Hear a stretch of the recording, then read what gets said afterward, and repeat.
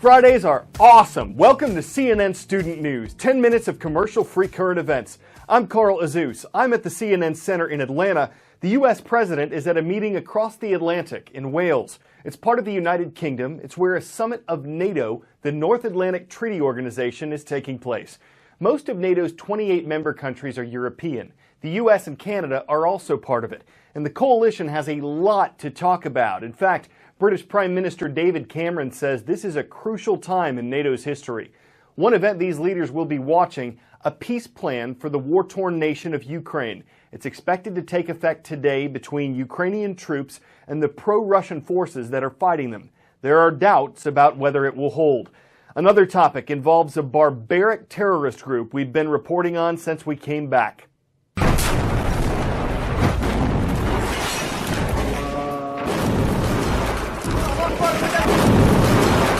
The battle against ISIS is, of course, a major topic on NATO's agenda, and leaders within the organization will have to carve out time to focus on that threat, diverting some attention away from Ukraine's confrontation with Russia. ISIS is now a critical concern to Britain, which is hosting the NATO gathering. We now need to strengthen our powers to fill specific gaps in our armoury. The British are taking the lead in imposing new travel restrictions. Now other NATO states, including the U.S., are looking at their own threats of Western jihadis traveling to and from ISIS battlefields. And President Obama will be seeking more support from top allies inside and outside of NATO to deal with the ISIS threat, something he says is critical to forming his overall ISIS strategy. But the major subject on NATO's agenda will be Ukraine. NATO recently released what it dubbed photographic evidence of Russian military activity inside eastern Ukraine. Russia has denied that, but NATO's Secretary General isn't buying it. He's proposing the creation of a rapid reaction security force that can quickly respond to Russian aggression. Watch for President Obama and other leaders at the summit to offer a robust defense of NATO's Article 5 that states the alliance must come to the defense of any NATO country that is under attack. That will come as some comfort to smaller NATO countries like the Baltic states that are growing increasingly worried about Russia's intentions. And finally, there's Afghanistan, where NATO has played a key role since the beginning of that war. Just as the United States is anxiously watching the outcome of Afghanistan's recent election, NATO member states are wondering what their mission will be there after the year ends. Both of the candidates in the contested vote in Afghanistan have said they'll sign an agreement allowing U.S. troops to remain there past 2014, but at this point, nothing is certain. Is this legit? In the US, the federal minimum wage is $7.25 per hour. This is legit. States and communities may require a higher minimum wage, but this is the absolute minimum wage set by the federal government.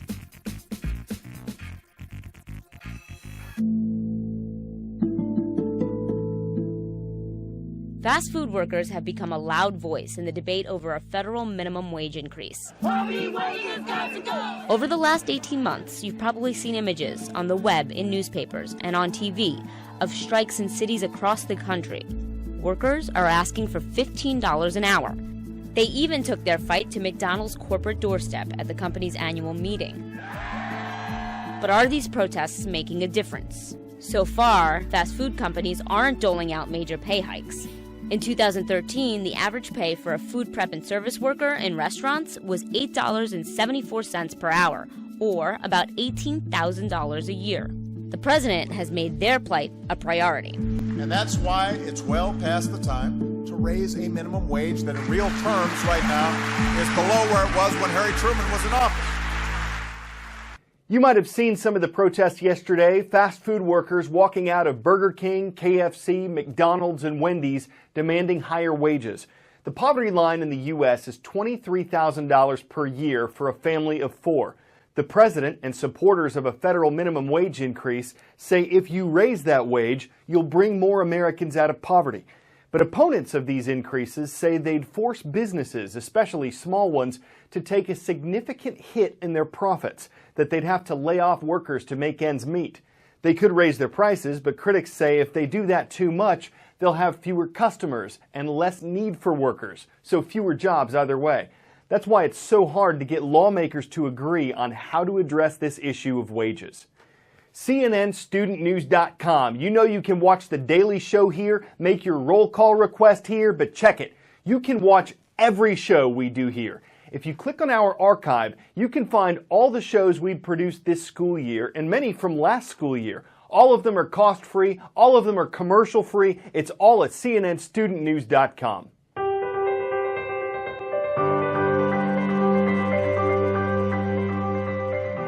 With more than 14 million people, Guatemala is Central America's most populated country.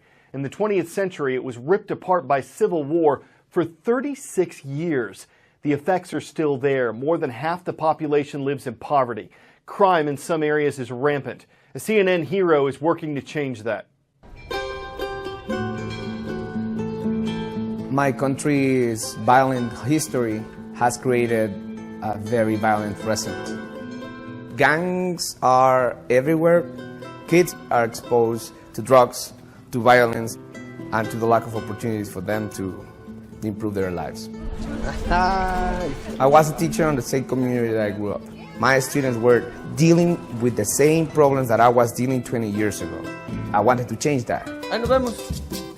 The best thing for me to do was open my house doors and bring them here. 8 years later, I'm still running the program in my family house. Sueños, ideas en acción. We provide classes so they can find their own passions. We give them a decent plate of food. Children are powerful, just they don't know that yet. So I created a safe place for them to realize that they actually can change bad aspects in their lives and their community. Mi vida corría peligro, la de mi familia, porque estaba involucrado en actos delictivos. Yo transformé ahí en Los Patojos, ¿verdad? Ahora soy un líder, doy clases con los niños. In a violent country, the only weapon we can have is love. I still believe that we can change this country. I see potential in kids' dreams and ideas. They are the ones in charge of writing the new history in Guatemala.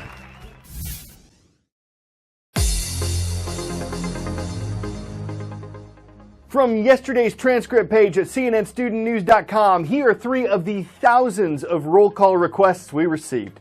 From Bentley School in New Lenox, Illinois, we hear the roar of the Lions today.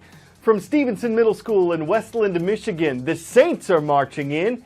And out west, from Meeteetse High School in Meeteetse, Wyoming, they're taking the bull by the horns, the Longhorns.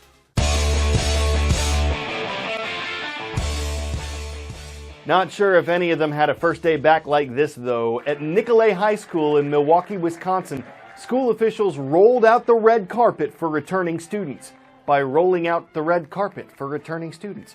It's a tradition at the school. The formal welcome back includes the cheers of the faculty, the hope that students would feel like stars as they started a new year of their education. Some students might razzie the idea, but a red carpet welcome can set the tone for an awarding year. And in an academy of academics, if it increases enthusiasm by just 1 Grammy, it's something other schools might want to emulate. Acting on behalf of CNN Student News, I'm Carl Azus.